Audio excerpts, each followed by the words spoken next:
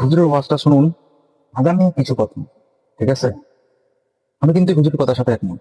আপনারা ভিডিওটা দেখেন, আপনারা জানাতে পারবেন। আজান দেয় 12-14টা মসজিদের আজান মাইকে শোনা যায়, 14 মসজিদের আজান 14 রকম। আরে আজান কি 14 রকম না একরকম?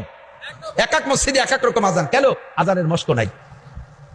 আল্লাহু আকবার, আল্লাহু আকবার, আল্লাহু আকবার, আল্লাহু আকবার, আশহাদু আল্লা ইলাহা ইল্লাল্লাহ, আশহাদু আন্না লা ইলাহা ইল্লাল্লাহ। আজান দেয়।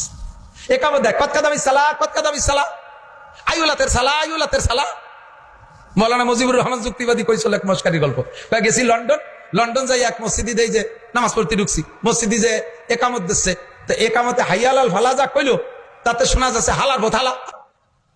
পরে নামাজে পরে ধরছি, এ তোর বাড়ি কোন জায়গা?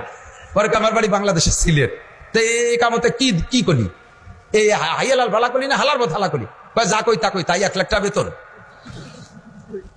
তো জীবন ভরে 1 লাখ টাকা বেতন খাইলা